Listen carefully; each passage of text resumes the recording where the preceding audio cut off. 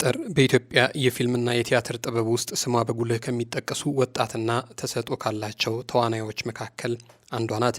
በተለይም በቴሌቪዥን ድራማዎችና በሲኒማ ስራዎች ላይ የምታሳየው ተፈጥሯዊ የትወና ብቃት በብዙ ተመልካቾች ዘንድ ተወዳጅነትን እንድታገኝ አድርጓታል። ሰገን በትወና ዓለም ውስጥ ከመግባቷ በፊት በሙያው ላይ ያላትን እውቀት ለማሳደግ የአዲስ አበባ ዩኒቨርሲቲ የቲያትር ጥበብ ወይም ቲያትሪካል አርትስ ትምህርት ክፍል በመግባት በመደበኛነት ተምራ መመረቋም ይነገራል። በትምህርትና በትወና ስራዎቿ ላይ የንድፈ ሀሳብ ወይም የቲዮሪና የተግባር ጥምረትን እንድታሳይም እንደረዳት በአጋጣሚዎች ስትናገር መሰማቱም ይታወቃል።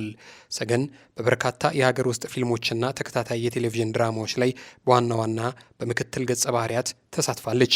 ካስመዘገበቻቸው ስራዎች መካከልም በተለይ በቃና ቴሌቪዥንና በሌሎች የሀገር ውስጥ ሚዲያዎች በተላለፉ ድራማዎች ላይ የነበራት ሚና ለታዋቂነቷ ትልቅ አስተዋጽኦ እንዳደረገላትም ይነገራል።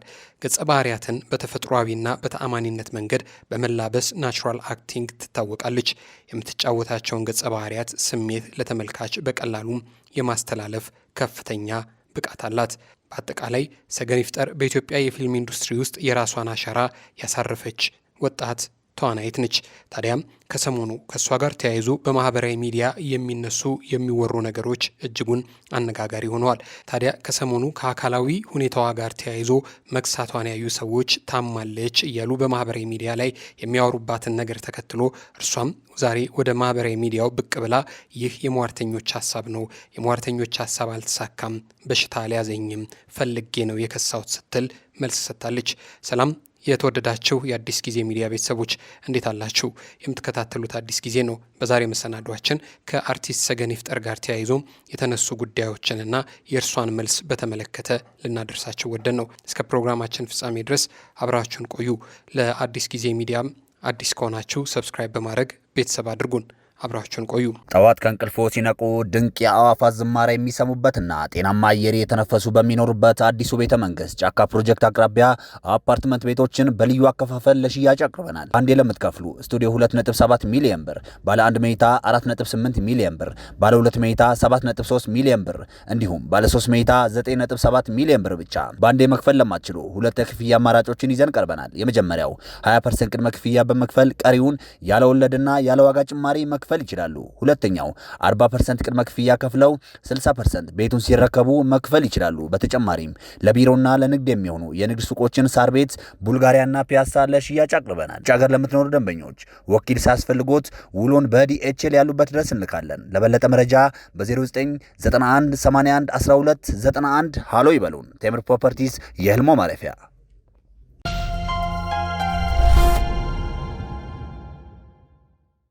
ሰገን ይፍጠር እርሷን ስትጀምር እንዲህ ትላለች።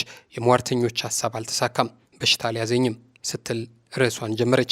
በኢትዮጵያ የፊልምና የድራማ ዓለም ውስጥ ለብዙ ዓመታት በልዩ የትወና ችሎታዋ በተፈጥሯዊ አጫዋቷና በሚማረክ የገጸ ባህሪ አቀራረቧ በብዙ ኢትዮጵያውያን ዘንድ የተለየ ቦታ ያላት ተዋናይት ሰገን ይፍጠር በቅርቡ በማህበራዊ ሚዲያ ላይ መነጋገሪያ የሆነችበት ጉዳይ ብቅ ብሏል። እርሷም መነጋገሪያ ሆና ሰንብታለች። በተለይም በቲክቶክ በፌስቡክና በሌሎች የማህበራዊ ሚዲያ መድረኮች ላይ የታየችባቸው አዳዲስ ቪዲዮዎችና ፎቶዎች በተለይም በከፍተኛ ሁኔታ በሰውነት መቀነሷ ብዙ ሰዎችን ለጥያቄ ዳርጓቸዋል። አንዳንዶች ሰገን ታማ ነው፣ የጤና ችግር አጋጥሞታል፣ ምን ተፈጠረ እያሉ ሲጠይቁ፣ ሌሎች ደግሞ ከእውነታው የራቁ ግምቶችን ሲያሰራጩ ቆይተዋል።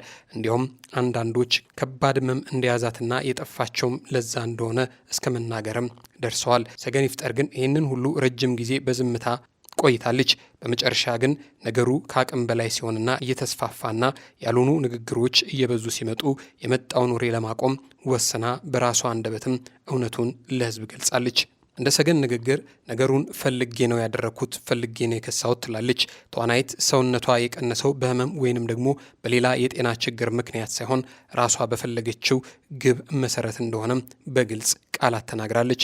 ዛሬ እንደምታዩኝ በዚህ ሰውነት ላይ ያመጣሁት ለውጥ እግዚአብሔር ይርዳኝ ነው፣ የፈለግኩት ስለነበር ፈልጌ ነው የከሳሁት፣ ፈቅጄም ነው የከሳሁት፣ አምኜበት ነው ያደረኩት ስትል ለተቿት ሰዎች መልስ ሰጥታለች።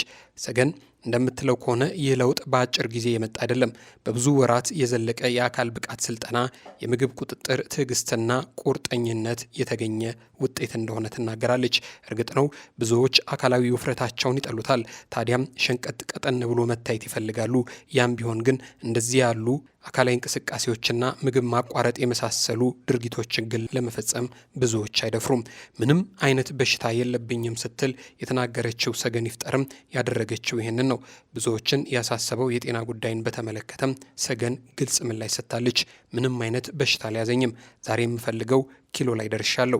ይህ የተገኘው በስፖርትና በምግብ ስርዓቴ ነው። ብዙ ነገሮችን ቀይራለሁ ስትል በማህበራዊ ሚዲያ ለተሰራጨባት እጅግ ላልተገቡ ግምቶችና አስተያየቶች ብቅ ብላ መልሷን ሰጥታለች።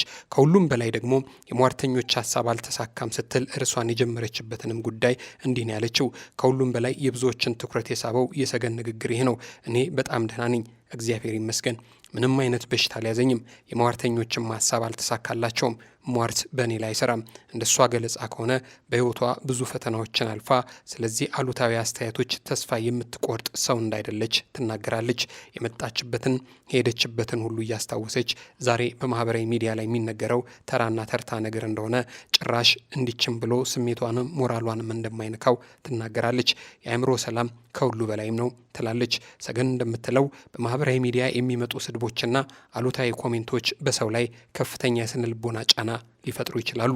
ለዚህም አላስፈላጊ ኮሜንቶችን ሳይ ወዲያውኑ ብሎክ አድርጋለሁ፣ የአእምሮዬን ሰላም መጠበቅ ስለምፈልግ ትላለች። እርግጥ ከሷ ጋር ተያይዞ ብዙዎች እጅግ ያልተገባና ጠያፍ የሆኑ ሀሳብና አስተያየቶች ሲሰጧትም ተስተውለዋል። እነዚህ ነው እንግዲህ ሳላነባቸው ከሀሳብ መስጫ ላይ እሰርዛቸዋለሁ ስትል የተናገረችው። ይህ ንግግር ብዙ ሰዎች ከማህበራዊ ሚዲያ ጫና ራሳቸውን እንዴት መጠበቅ እንደሚችሉ የሚያሳይ መልእክት ይዟልም እየተባለላት ነው። በመጨረሻም ሰገን ይፍጠር ከራሷ ጉዳይ በላይ ወጥታ መንፈሳዊ መልእክቷንም ለተከታዮቿ አስተላልፋለች። ሰዎች በሌሎች ላይ ጉድለት ከመፈለግ አሉታዊ አስተያየት ከመስጠት ያልተረጋገጠ መረጃ ከማሰራጨት ይልቅ ራሳቸውን እንዲያሻሽሉ መልካምነትን እንዲመርጡና እምነታቸውን እንዲያጠናክሩ ማሳስባለች። የሰገን ይፍጠር ምላሽ ከአንድ ተዋናይ የግል ማብራሪያ በላይ ነው። የራስን ግብ በትዕግስት ማሳካት፣ የአእምሮን ሰላም መጠበቅ፣ በሰዎች አሉታዊ አስተያየት አለመናወጥና በራስ ላይ መተማመን የሚገነባ ትምህርት ይዟል። የአንድ ሰው የአካል ለውጥ ሲታይ በችኮላ መፍረድ ወይም ያልተረጋገጠ ወሬ ማሰራጨት ለማንም አይጠቅምም። ከዚህ ይልቅ የሰዎችን ጥረት ማክበር፣ አዎንታዊ አስተያየት መስጠትና እውነቱን ከባለቤቱ የበለጠ ጠቃሚ ነው። የሰገን ይፍጠር ታሪክ አንድ ግልጽ መልእክት ያስተላልፋል። ጠንካራ ፍላጎት፣ ቁርጠኝነት፣ እምነትና ትዕግስት ካለ የታሰበ ግብ ሊሳካ እንደሚችል ያሳያል። ሰገን ይፍጠር እያለች ያለችውም ይህንን ነው። የምንወዳችሁ የአዲስ ጊዜ ቤተሰቦች እዚህ ጉዳይ ላይ ሀሳብ አስተያየቶቻችሁን በሀሳብ መስጫ ሳጥን ላይ ያስፍሩልን። ለአዲስ ጊዜ አዲስ ከሆናችሁ ሰብስክራይብ እያደረጋችሁ ቤተሰብ አድርጉን። አብራችሁን ስለነበራችሁ እናመሰግናለን።